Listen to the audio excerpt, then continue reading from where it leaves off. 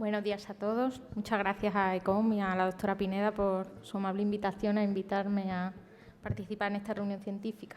Bueno, a mí me tocó cubrir el workshop de ERDIM, la sesión plenaria 2, Technology Meets Metabolism, la plenaria 3, Ethics Meets Genetics, y la sesión paralela de marcadores y mecanismos de enfermedades lisosomales. El workshop de ERDIM estuvo moderado por el doctor Rafael Artuch y se presentaron los resultados del control de calidad externo del Proficiency Testing, que es un control de calidad en el que participaron 97 laboratorios. Se envió una muestra de orina de un paciente real con síndrome de Barr, que es una enfermedad muy rara del metabolismo de la cardiolipina y que se puede sospechar por la detección de ácido 3-metilglutacónico en la medición de los ácidos orgánicos en orina. Era un paciente con una cardiomiopatía. Pues se presentaron los resultados del rendimiento analítico de los participantes, que fue del 97%, es decir, la mayoría detectó la presencia de este ácido orgánico. Y en cuanto al rendimiento de la interpretación de los resultados, el 91% fue válida en el sentido de que sospechaban en el diagnóstico diferencial el síndrome de Barr.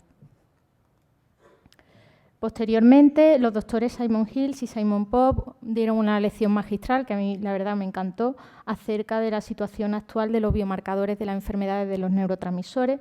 En primer lugar, hicieron un repaso a toda la batería de biomarcadores periféricos que tenemos y, bueno, no los puedo mencionar todos, pero veis que contamos con muchas pruebas periféricas que pueden informarnos de estas enfermedades, aunque comentaron la necesidad de estandarizar algunas de estas pruebas y, sobre todo, la utilidad que pueden tener para la monitorización terapéutica, ya que permiten reducir la necesidad de punciones lumbares repetidas. También hablaron de los biomarcadores en líquido cefalorraquídeo para el diagnóstico y monitorización de estas enfermedades, pues los metabolitos de las monoaminas, las pterinas, y cofactores como el 5-metil-tetrahidrofolato y el piridosalfosfato o PLP. La mayoría de los laboratorios que analizan estas monoaminas y los cofactores están utilizando todavía la cromatografía líquida de alta precisión o HPLC, y los laboratorios que se dedican al diagnóstico de errores del metabolismo pues tienen mucha experiencia en el uso de esta técnica, puesto que es muy fiable, muy sensible y específica. Sin embargo, el HPLC pues, requiere la separación cromatográfica de los analitos y luego una posterior medición por dos sistemas de detección, o bien fluorescencia o bien detección electroquímica. Y esto hace que algunos analitos, por sus propiedades químicas, solo puedan ser analizados por uno de estos dos tipos de detección. Por tanto, puede ser que para analizar una batería amplia de analitos necesitemos de varios métodos. Es por esto que los laboratorios pues, se han movido, o hay una tendencia hacia mover los métodos hacia la espectrometría de masas, de modo que se puedan medir una amplitud de metabolitos simultáneamente. Y además, no todos los métodos por espectrometría de masa van a requerir una separación cromatográfica previa. Eso también sería una ventaja.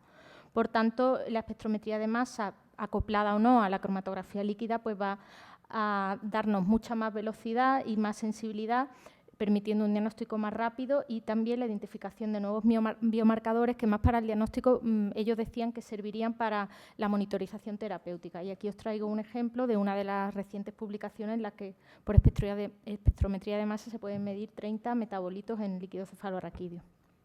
Y en cuanto a las perspectivas futuras, hablaron de que, bueno, pues que la respuesta de los pacientes es muy variable y que no se conoce bien por qué responden al mismo régimen de manera diferente. Y, por tanto, lo que se pretende es expandir estos métodos de diagnóstico hacia otros metabolitos, como por ejemplo metabolitos de la ruta de la quineurina o del óxido nítrico, y también la detección de trazas de aminas, y en el futuro la metabolómica aplicada al líquido cefalorraquídeo, que permitan identificar biomarcadores para la monitorización terapéutica. También presentaron este trabajo reciente de la medición de 3-ortometildopa en sangre seca. Es un estudio italiano en el que encontraron que la media de este metabolito en controles sanos era de 1,3 micromolar frente al valor en un paciente con deficiencia de carboxilasa de aminoácidos aromáticos, que tenía 10,5 micromolar, y su potencial uso en el diagnóstico precoz, en el cribado neonatal de esta enfermedad. Y también los nuevos análisis que se pueden hacer por espectrometría de masas para medir la actividad residual y la especificidad de algunas enzimas implicadas en el metabolismo de los neurotransmisores. En cuanto a la sesión plenaria 2, yo destacaría esta presentación de Ronan Fleming, que habló de un modelo mecanístico para el metabolismo humano, como una ayuda a la investigación en enfermedades monogénicas y poligénicas. Ellos presentaron un trabajo que publicaron en el año 18 de un sistema computacional llamado Recon 3D, que incluye una base de datos en la que están son 3.288 genes, 13.000 reacciones metabólicas, 4.140 metabolitos y 12.800 estructuras de proteínas, con su estructura tridimensional. Y que esta podría ser una fuente para investigar los mecanismos moleculares del metabolismo humano, que no solo podría aplicar a la identificación de biomarcadores en error innato del metabolismo, sino también podría tener utilidad, como por ejemplo predecir respuesta a fármacos o para el uso de medicina personalizada en cáncer. Por supuesto, esta es una aproximación, digamos, genérica de lo que sería el metabolismo humano global, pero explicaron que también esto se puede trasladar a una célula, a un tejido concreto, porque el metabolismo sabemos que no es idéntico según el tipo de célula o tejido específico. Entonces, basado sobre todo en el cultivo celular de células inducidas, células madre pluripotentes inducidas, IPS, pues se pueden hacer experimentos en laboratorio en el que las estimules con diferentes sustratos, veas su reacción, sus secreciones, y que esto se puede luego hacer este modelo, pero concreto, específico para una célula o un tejido específico. El objetivo de su investigación va dirigido sobre todo a acelerar el diagnóstico de los pacientes con una sospecha de error innato del metabolismo. Ellos presentaron que este es el abordaje que actualmente se hace y que transcurre mucho tiempo desde el momento de la primera visita al especialista o de la primera prueba complementaria hasta que se alcanza un diagnóstico definitivo. Y citaron un trabajo español que trata de este problema de los pacientes con enfermedades raras. ¿Qué herramientas tenemos para acelerar el diagnóstico? En primer lugar, la metabolómica. Ellos piensan que sería ideal complementar los estudios de metabolómica dirigida y no dirigida, pero que desafortunadamente da muchos resultados falsos positivos. Por tanto, nos tenemos que ayudar a su vez de la genómica, pero que tampoco es la panacea, porque interpretar los cambios, las variantes, es complicado, y se sabe que un individuo puede tener más de 5 millones de variantes diferentes que un genoma de referencia. Y por último, lo que es el análisis funcional de variantes, que bueno, pues tiene también mucho valor para predecir pues, cómo afecta esa variante a la estructura, al plegamiento, a las propiedades de las proteínas afectadas. Y, por tanto, ellos lo que quieren con toda esta información hacer una herramienta, una red de cómo funciona el metabolismo humano completo y basándonos tanto en el sistema genérico que ellos proponen como en la información que se vaya obteniendo de los metabolismos celulares y de tejidos específicos.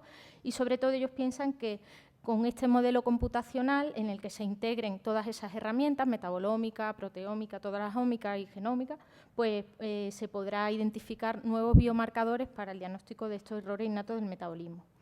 Ellos ahora están preparando una propuesta que se llama Recon for IMD para solicitar un proyecto europeo en el que pretenden hacer un abordaje diagnóstico diferente, basado en un registro de pacientes con sospecha de error innato del metabolismo. No es un cribado, es para pacientes sintomáticos en los que van a hacer una secuenciación de genoma completo y un estudio metabolómico amplio. Este estudio globalmente puede costar unos 2.000 euros y luego harán una interpretación del genoma, el modelado enzimático y metabólico y buscarán pues, unos diagnósticos posibles o candidatos y después aplicarán unos test definitivos para llegar a un diagnóstico final. Se van a apoyar mucho en el panel de expertos de Metaver. Y ahora mismo pues, están preparando el proposal y están viendo que el desafío más importante es el reclutamiento y enrolar a centros y para conseguir pacientes. Bueno, estos son los centros que ya están colaborando y he dejado el contacto por si alguien está interesado en participar. En cuanto a la sesión plenaria 3, me pareció más relevante esta charla de David Vick, que cuenta su experiencia del piloto que van a hacer de cribado neonatal genético mediante secuenciación de genoma completo. Él hizo una reflexión de cuáles cree que son las oportunidades y los desafíos que presentan los programas de cribado genético neonatal. Hizo una introducción de la importancia que está cobrando estos cribados y que ha supuesto una revolución. De hecho, hay mucho interés y comenzó comentando pues, todos los programas que están en marcha a nivel internacional.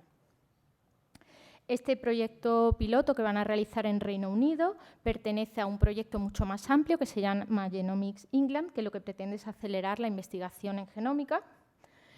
Como sabéis, en Reino Unido el panel actual de cribado neonatal es muy cortito, solo está cribando esta enfermedad, por eso ellos están muy ilusionados con este programa. Ellos van a comenzar el piloto en el año que viene. Tienen pensado cribar a 100.000 recién nacidos y esperan encontrar entre 500 y 1.000 casos con un cribado positivo. Ellos son conscientes de que van a encontrar resultados falsos positivos. El tiempo de respuesta de resultados que esperan tener será de 2 semanas. Y ellos han elegido secuenciar genoma completo. ¿Por qué? En primer lugar, porque esta tecnología permite identificar muchos tipos de variantes, desde cambio de un solo nucleótido a inserciones pequeñas o grandes de lecciones. En segundo lugar, porque es una tecnología muy flexible, que puede incorporar cualquier nueva enfermedad en cualquier momento. También porque la captura es de mucha calidad y no va a variar a lo largo del estudio, frente a un exoma o un panel genético, que sí que continuamente está habiendo nuevos avances. También porque puede este proyecto responder a algunas preguntas de investigación, por ejemplo, el papel que puede tener una variante en una región intrónica profunda o en regiones entre 2 genes. Y también porque esa información que se va a recoger puede tener utilidad clínica en el futuro a lo largo de toda la vida del paciente. Ellos van a establecer 4 principios core en los que se va a basar su decisión de qué enfermedades se van a cribar en este proyecto. En primer lugar, y es que tienen que estar suficientemente seguros de que la variante genética que detectan y que informan causa enfermedad. En segundo lugar, que la mayoría de los individuos que tengan variantes patogénicas en ese gen van a padecer síntomas. En tercer lugar, que esté demostrada la evidencia de que un tratamiento presintomático va a modificar positivamente la historia natural de la enfermedad. Y, por último, garantizar las condiciones de equidad y de accesibilidad en el programa.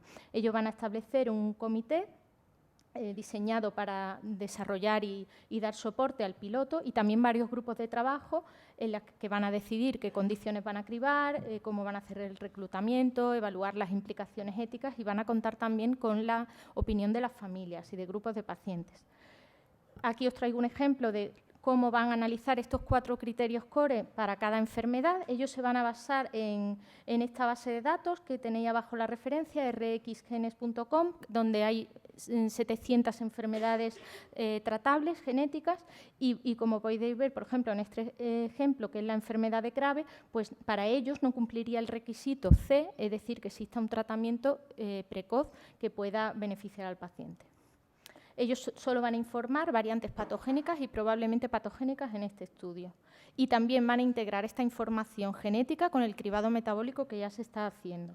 Por supuesto, esto se integra dentro de lo que sería un modelo de programa de cribado neonatal, haciendo un recorrido clínico para el paciente y dando soporte a la familia en todo momento.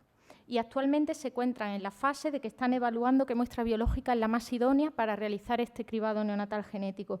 Van a comparar sangre seca, sangre de cordón, muestra líquida capilar y saliva. Y por último, en cuanto a la sesión paralela de enfermedades lisosomales, la verdad que fue una sesión muy interesante, pero solo voy a destacar 2 trabajos que me han parecido de mayor interés. En primer lugar, este estudio de Soumeya Bekri, que hace un estudio de proteómica de nueva generación en pacientes con enfermedad de Fabry. Este es un trabajo que está todavía pendiente de publicar y pertenece al proyecto Fabomics. En él han estudiado una cohorte de 55 sujetos con enfermedad de Fabry, con un genotipado y un fenotipado profundo, y también comparándolo con 30 controles. Y han hecho un estudio proteómico de nueva generación. han evaluado la expresión de 1.463 proteínas y han encontrado que el 42% de ellas es diferente la expresión entre pacientes con enfermedad de Fabry y sujetos sanos. Algunas están sobrereguladas y otras infraexpresadas. Y también hacen un análisis funcional de esas proteínas, en qué tejidos, en qué específicos, en qué sistemas se están expresando más o pueden influir más. Sobre todo, pues, se ha encontrado diferencia a nivel cardiometabólico, de inflamación, neurológico y de predisposición a cáncer. Y el último trabajo que os quería comentar es este trabajo de Lucía Laubit, que presentó en pacientes con leucodistrofia metacromática un estudio metabolómico en muestras de orina, analizándolos por espectroscopía de resonancia magnética nuclear. Este equipo analizó 119 muestras de orina de pacientes con esta enfermedad frente a 323 controles sanos, y lo que vieron es que hay un diferente perfil metabolómico entre pacientes con MLD y sujetos sanos. Pero además podían identificar clústeres metabolómicos entre la forma tardía y la forma precoz de la enfermedad. Y este análisis metabolómico también reveló que hay marcadores que se alteran debido a la afectación multiorgánica y la gravedad de la enfermedad, con metabolitos relacionados con el daño hepático, la cetogénesis, la neurodegeneración o la inflamación. Por último, hicieron un estudio en un grupo de pacientes con trasplante de células madre hematopoyéticas y vieron que los niveles de N-acetilaspárticos son un buen indicador de neurodegeneración y que también la neopterina se eleva en aquellos pacientes que se estabilizan tras el trasplante, es decir, aumenta, ya que la neopterina es un biomarcador de actividad macrofágica. Frente a aquellos que la enfermedad sigue progresando, sigue avanzando, la neopterina se mantiene normal. Por lo tanto, podría ser un buen marcador de respuesta al tratamiento. Y nada más, muchas gracias.